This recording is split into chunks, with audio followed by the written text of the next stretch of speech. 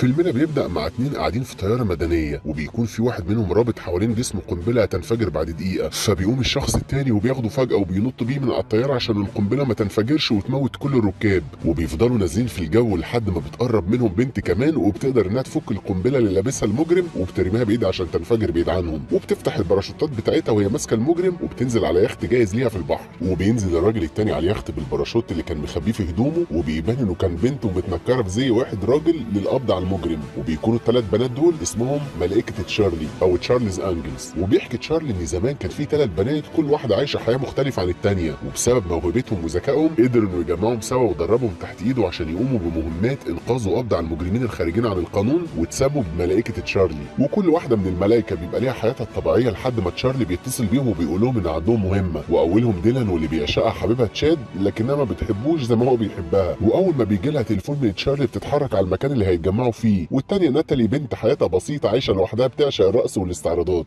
والتالتة أليكس واللي بتقول لحبيبها انها شغاله خبيره تجميل عشان ما يشكش في حاجه، وبيتقابلوا هما الثلاثه في المكان اللي بيتكلموا فيه مع تشارلي من خلال التليفون لان عمرهم ما شافوه قبل كده، وبيجي لهم موزلي اللي بيساعدهم في المهام بتاعتهم، وبيكلمهم من تشارلي عشان يقول لهم المهمه بتاعتهم وهي البحث عن إيريك مهندس عبقري في برمجه الاتصالات، واتسرق منه جهاز التعرف الصوتي الخاص بيه واللي اتخطف قدام فيفيان رئيسه شركته، وهي اللي وكلتهم للبحث عنه، وبتيجي فيفيان عشان تحضر معاهم الاجتماع وبتقول لهم ان عدوه الوحيد هو روجر صاحب اكبر شركه اقمار صناعيه للاتصالات، واللي حاول يشتري شركه إيريك منه لكنه رفض بيعها ليه من 6 شهور وهو المشتبه بيه الوحيد، وبيقدروا يحددوا مكانه الجاي في مركز التدليج اللي بيروحوا كل اسبوع، وبتكون أليكس منتحله شخصيه المدلكه الخاصه بروجر، واثناء تدليكه بتخليه ينام لفتره، وساعتها بتسرق مفاتيح خزنته وبياخدوا نسخه من مفاتيحه ومفكرته وموبايله، وبيرجعوا له مفاتيحه قبل ما يصحى تاني، وبيقدروا انهم يجيبوا صوره واحد من اللي خطفوا إيريك من الجراج بتاعه وبيطبعوا صورته، وبيلاقوا على موبايل روجر ان في رساله مكتوب فيها انه يحضر حفله مهمه، وبيقرروا انهم يروحوها ممكن يوصلوا الخيط يوصلهم لإيريك، وبينجحوا في الدخول للحفله وكل واحد فيهم بيركب جهاز اتصال مصغر في اسنانه عشان الباقي يسمعوه، وبيفضلوا يدوروا على الشخص اللي خطف إيريك، وساعتها بتتعرف ناتالي على شاب شغال جرسون وبيعجب بيها وبياخد منها ميعاد انهم يتقابلوا بعدين، وبتوافقوا ناتالي، وبعد ما أليكس بتدور في الحفله على الخاطف بتلاقيه قدامها، واول ما بتتحرك ناحيته بياخد باله وبيقدر يهرب من المكان، لكنهم بيفضلوا يطاردوه في الشارع لحد ما بيحصروه في مكان، وبيحاولوا يضربوه لحد ما بينجح في الهروب منهم لمكان فيه ابواب كتير، وبيدوروا عليه في كل الابواب لحد ما بيكتشفوا ان إيريك نفسه متكتف ومحبوس في المكان اللي هم فيه، وبيلاقوه بمنتهى السهوله، وبيرجعوا بيه لمكانهم عشان يبلغوا تشارلي بالمستجدات، وبيهنيهم تشارلي انهم لقوا إيريك، وبكده انجزوا نص المهمه لانهم لسه ما لقوش جهاز التعرف الصوتي الخاص، وهو جهاز قادر يحدد اي نبره صوت ويحدد مكان المتكلم فين بكل سهوله، وعلشان كده روجر اكيد هو اللي واخده عشان يحمل الجهاز على الاقمار الصناعيه بتاعته ويقدر انه يلاقي اي شخص هو عايزه بكل سهوله، وبتكون خطوتهم الجايه انهم يراقبوا روجر عشان يعرفوا تحركاته ويقدروا يوصلوا للنظام الصوتي، وبيعرفوا ان مكانه الجاي هيكون في حلبة سباق، فبيروحوا كلهم على الحلبة، وبتنجح أليكس انها تحط كاميرا ومايك صغير على الشنطة بتاعت روجر عشان يعرفوا ويصوروا تحركاته كلها، وساعتها بتكون ناتالي موجودة وشايفة الخاطف قدامها وهو بيركب عربية السباق اللي تبع روجر، فبتاخد أقرب عربية ليها وبتطارده، لكنه بيقدر انه يخرج بره الساحة بتاعت السباق، وبتتم المطاردة في الشوارع لحد ما بتنجح ناتالي انها تخبط العربية بتاعته وبترميه من فوق الكوبري، وبتكون فاكرة انها اتخلصت منه، وبيبدأوا يسجلوا كل حاجة من شنطة روجر لحد ما بيقدروا يحددوا مكان الكمبيوتر المركزي الخاص بشركته، وبيقول لهم إيريك ان اكيد النظام بتاعه موجود في الكمبيوتر المركزي، وبيبداوا يعرفوا الاجراءات الامنيه للدخول، واولها ان في مديرين بس بيقدروا يدخلوا للكمبيوتر ولازم دخولهم يبقى في نفس التوقيت،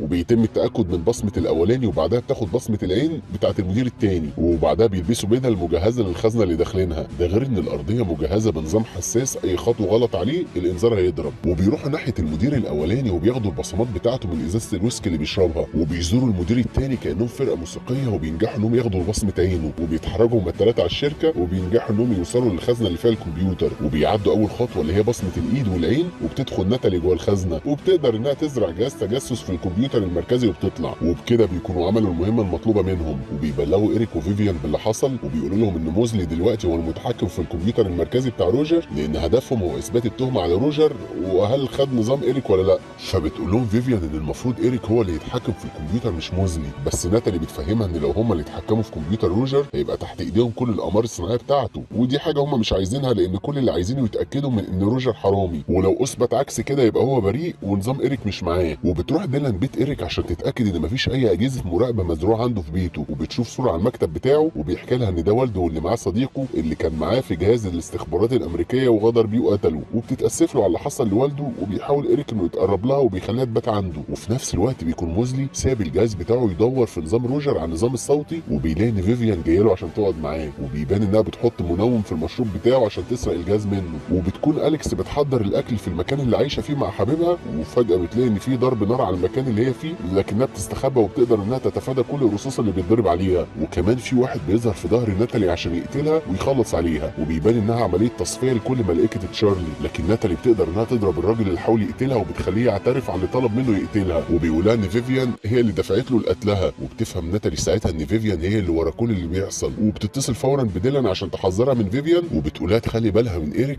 لان اكيد هيبقى في محاولات لقتله. وبتقوم ديلان من على السرير وبتروح ناحيه ايريك، لكن بتتفاجئ ان فيفيان عنده في شقته وان ايريك ورا كل اللي بيحصل. وبيدخل الخاطف كمان بينضم لفيفيان بعد ما بيكون قتل روجر. وبتقدر تفهم ديلان ان كل اللي حصل كان لعبه ايريك نفسه، وانه مثل موضوع خطفه واستعان بتشارلي عشان يقدر يوصل للكمبيوتر المركزي الخاص بروجر ويتحكم في كل الاقمار الصناعيه بتاعته عشان ينجح في الخطه بتاعته، وان ايريك هو الشرير في الاخر مش روجر. وبيهنيها ايريك انها قدرت تفهم كل ده، لكن بعد فوات الاوان لان موزلي وجهازه بقى معاه خلاص، وانه بيعمل كل ده عشان يقدر يوصل لتشارلي في الاخر ويقتله. وبيضرب عليها نار وبتقع من شباك ايريك، وبيفتكر انه قتلها، لكنها في الحقيقه قبل ما الرصاصه تيجي فيها بتكون رمت نفسها لورا عشان تقنعه انه قتلها. وبتكون كل ده ماسكه الملايه اللي كانت لابساها لحد ما بتقع وبتكون قريبه من الارض، وبتلاقي نفسها في بلكونه بيت تاني، وبتاخد من الاطفال هدوم والعجله بتاعتهم عشان تروح تحكي لناتالي واليكس كل اللي حصل. وبيروحوا هما الثلاثه مقرهم عشان يبلغوا تشارلي اللي حصل، لكن قبل ما بيدخلوا المقر بينفجر وبيرميهم بعيد عنهم. وبتقول لهم ديلان انهم بيسعوا ورا تشارلي عشان يقتلوه، وبعده هيقتلوا موزلي اللي واخدينه رهينه عندهم. وبيفهموا ان ايريك خلاهم يدخلوا على كمبيوتر روجر عشان يسيطر على الاقمار الصناعيه بتاعته، واما تشارلي يتصل بموزلي هيقدر بنظامه الصوتي يحدد مكان تشارلي ويقتله. وده لانه فاكر ان تشارلي هو اللي قتل ابوه الموجود في الصوره، وبيفضلوا يفكروا ازاي هيوصلوا لمكان موزلي. وبيكون ساعتها موزلي محبوس في الزنزانه وبيحاول يخرج منها، وبيفتكر ان من ساعه ما كان مع روجر في الحفله ما شالش جهاز الاتصال المصغر من اسنانه، وبيفضل يتكلم مع البنات على امل انهم سامعينه وبيشرح لهم المكان اللي هو فيه. وفعلا بيكونوا البنات سامعينه بيتكلم من سماعه وسط حيطان المقر، وبيقدروا يحددوا مكانه لانهم سمعوا صوت طائر مميز ما بيبقاش موجود الا في منطقه واحده بس على البحر. وبعد ما بيدوروا على البيوت الموجوده في المنطقه دي بيلاقوا بيت منهم مهجور ايريك شاريه من فتره، وبكده بيحددوا مكان موزلي. وبتلجأ ديلان لصاحبها اللي عنده مركب صيد عشان يتحركوا فيه وما يلفتوش الانتباه اما يقربوا من بيت ايريك، وبيركبوا كلهم مع المركب. وقبل ما بيقربوا من البيت بيكملوا طريقهم عوم وبيوصلوا للمكان وبيخططوا لاقتحامه. وبتكون ديلان مطلوب منها انها توصل لايريك عشان تقبض عليه، لكن بمجرد ما بتوصل له بتكون فيفيان موجوده معاه ومعاها مسدس، وبتهدد ديلان انها ما تتحركش من مكانها وبيكتفوها. وبيفضل ايريك يفهمها ان كل اللي محتاجه مكالمه واحده من تشارلي عشان يقدر يحدد مكانه. واول ما بيرن موبايل موزلي مع ايريك